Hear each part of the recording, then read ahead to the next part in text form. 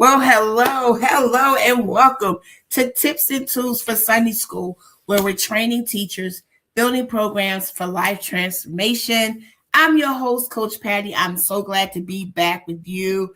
And today we are going to do a little training. I haven't done some training in quite a bit, but I wanted to come back. I did a little reel, just kind of testing some things out, and I was talking about sticky stories. And people have reached out and said, I thought you were going to come back with that. And I said, I was, but I really am going to talk about that. We're going to talk about stories that stick or sticky stories. And it's so important. I've been a Sunday school teacher for more years than I really want to say on this live, right? And I've been a Sunday school superintendent. I've worked at the district level, at the state level, even at the national and international level of working with teachers. And last year's theme was the year of the communicator, and we were helping people make sure that they were clear, they were concise, and that they knew how to get the information out. So I've taught for a long time, and I want you to kind of understand. Sometimes you can have the information, you can tell the lesson, and it just don't land, right? And I've been in classes, I've been in workshops, this is in churches and this is at work, and it's just not connecting. And it's not that the people don't have the content. And I really believe our Sunday school teachers, I know we have the content. We've studied, we've done what we've had to do, but the lessons aren't just landing. People say you're boring. Nobody wants to come to your class. You wonder, I can't build. Nobody's coming back to church. Nobody's logging on to the Zoom. Well, guess what? If the lessons aren't landing, they're not coming, right? Lessons that last impact lifestyles. Remember this. If they can't feel it, they won't remember it. And if they can't remember it, they're not going to be able to live it. They're not going to be able to apply it, right? So you have to make them feel it. They have to find a way to connect with the lesson. And so that's what we're going to talk about today. A quick overview of stories that stick. Now, listen, this is a book by Kendra Hall. So we're going to use this information, okay? We have to always perfect our craft. You have to perfect your craft. There are ways to tell stories. There's ways to get information out. So this year, I have dubbed this year the year of the storyteller. This is going to be the year we do training for our teachers to help them tell stories that stick, that connect, that engage, and that ultimately transform lives. So we're going to talk about sticky stories. As I said, we're going to talk about sticky stories from the book from Kendra Hall. And we're going to talk about what she calls are the four main components to a sticky story. Now, listen, sometimes this will help you. This will help you if you're teaching, if you're preaching, if you're being a facilitator, you're a workshop presenter, you have to do a persuasive speech, you're selling, you're at an office meeting, and you have to talk about a policy, you have to talk about some major change. These are skills that will help you in ministry and in marketplace. You have to be able to tell a story that connects with the audience. Remember, if they don't feel it, they won't remember it. And if they can't remember it, they can't live it, they can't apply it. All right? So let's remember that. So the first thing she talks about is an identifiable character. A story needs a person or a small number of people at its center. This character should be someone your audience can easily picture and think that's me, or I know someone like that. We do not want Superman. We don't want we don't want a hero. We want a relatable human being who has a clear want, who has a clear challenge in a specific situation, right? This might be anybody that you can use that will connect with the audience. It's somebody they can emotionally attach to that character's experience, right? So you have to have identifiable character. Now, for Bible study teachers, Sunday school teachers, we already have the story and we already have the characters, right? So you have to decide who's the character that you want your class to connect with. The next thing is you have to have authentic emotion. Remember, if they can't feel it, they won't remember it. So you have to have a character that has some sort of feeling inside the story. So it's not about your class having the feeling. It's about the character having some sort of feeling that's happening in that particular story. Fear, hope, disappointment, challenge, pain. They have to have some sort of emotion in that story, and it has to be authentic. Okay, it's the character's experience that you have to tell. And when you tell that character's experience and you say, this is how the character feels, then your audience, your class, your students can connect with that emotion. All right. Authentic emotion is usually shown through small, concrete signals. Okay. You have to tell the story in a way that conveys the specific emotion you want that character to feel and you want your class to connect with. All right. Without this emotional connection throughout the story is just flat. Okay.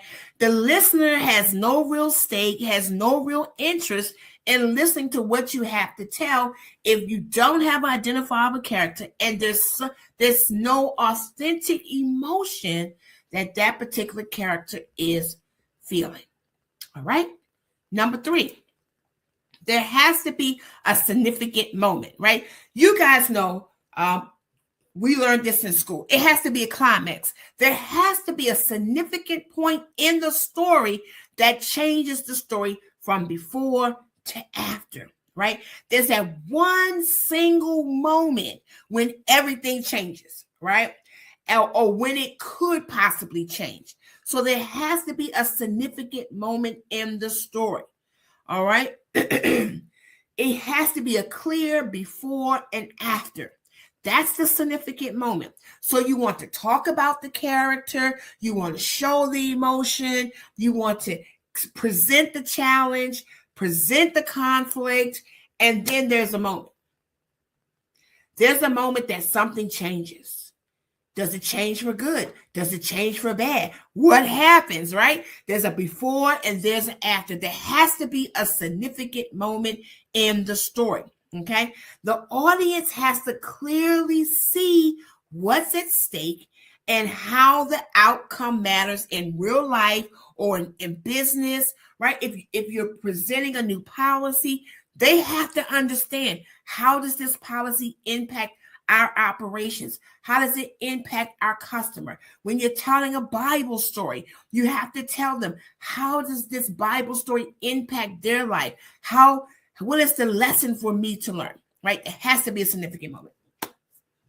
And lastly, when you tell a story, you got to have specific details. You have to have details that bring the story to life, right? You have to make them see it. You have to make them feel it. You have to make them smell it. You have to make them hear it, right? You have to engage all of the senses for specific details. So when you tell the story, you have to tell the story in a way that they can feel the details and they can connect and even feel like maybe they're a part of the story. It's very important that you give specific details. Not only that, it makes the story comes to life. It makes the story more believable, right? And the details that you choose. Now, this is the difference in a good storyteller. The details that you choose to tell should be something that relates to your audience, right?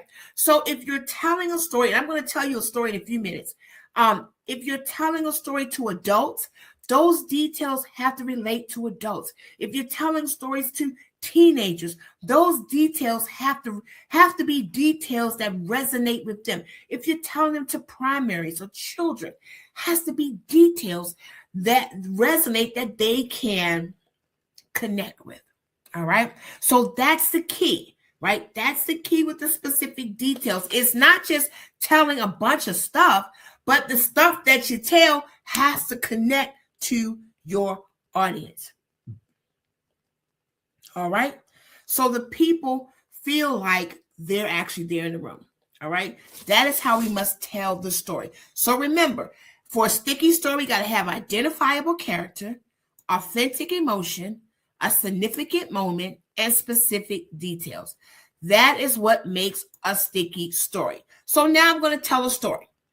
And when we get through the story, I want you to tell me who's the character, what's the emotion, what's the significant moment, and what are some of the specific details. All right, we ready? Here's the story. The crowd had been following Jesus all day. They were hot. They were sticky. By evening, the hills near the sea were covered with thousands of people sitting on the grass, tired and hungry. Andrew had already noticed the problem before anyone else said a word. Somebody muttered, "We don't have enough food." But that was when this little boy stepped forward. He was holding his lunch in both hands. He had 5 small loaves and 2 small fish. It wasn't much, barely enough for him, let alone a crowd of thousands. This boy looked small, standing there in the middle of all of these adults with just his little lunch. His lunch was ordinary. There was nothing special about it, but he wanted to give it to Jesus. Jesus took his lunch. He didn't compare it to the fact that it couldn't possibly feed these thousands of people. Jesus simply received it, blessed it, and began to break it apart. And then something amazing happened. The food kept going. They kept breaking it apart, kept moving the fish, and it just kept going.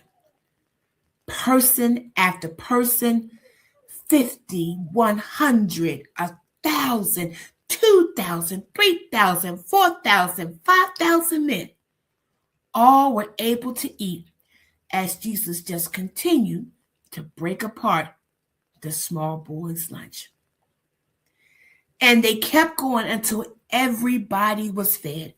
5,000 men and who knows how many women and children. And in the end, the disciples gathered 12 baskets of food.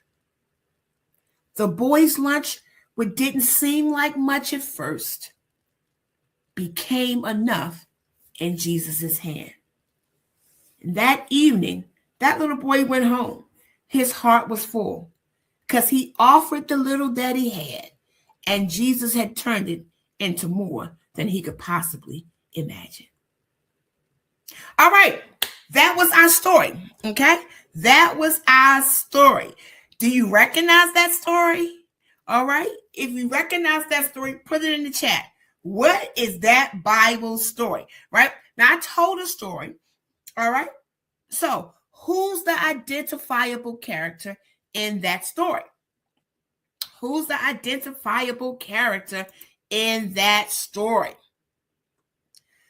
So I told the story so that the boy was the identifiable character, right? He was the one that stood out, okay? Now, you could have told the story from different perspectives, okay?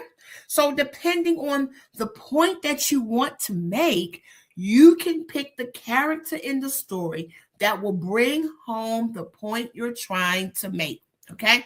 But we chose at this particular point the identifiable character being the boy. All right, What was the authentic emotions? The authentic emotions, there was worry. There was worry. Like we've been following Jesus all day. They're tired, they're hungry, and we don't have enough food. The little boy felt insignificant. He was uncertain about, did his lunch make a difference, right? These are authentic emotions, right? We all understand what it means to be hungry, tired, hot, and hungry, right? They had followed Jesus all day, right? If you were telling a story in church, you can say, we was in church all day. We've been in Sunday school, morning worship, evening worship, and hadn't eaten a thing all day, right? We could identify with being insignificant. We have all been in situations that were bigger than us, and we felt insignificant. Maybe how do we help solve that problem, right? And being uncertain. This is what I have. Is this going to be enough? Right? So those were the authentic emotions in this story. What was the significant moment in this story? What was the significant moment? Remember, the significant moment is the before and after. What was the significant moment? Okay. Just drop it in the chat. The significant moment was when he gave his lunch to Jesus. That's the before. Because before, we didn't know what we were going to eat. We didn't know what was going to happen. But the after is, after Jesus got the lunch, he received it, he blessed it, he broke it, and they were able to feed 5,000 men, not including women and children. That's the significant moment of the story. Okay? Things changed. Things changed at that point once he gave it to Jesus. All right. Lastly, what are the specific details? There were lots of details, but these are the details. Now, I taught this lesson to an adult audience. And so what were some of the things that an adult audience might have connected with, right, as far as specific details? Okay. There was a crowd. They were out all day.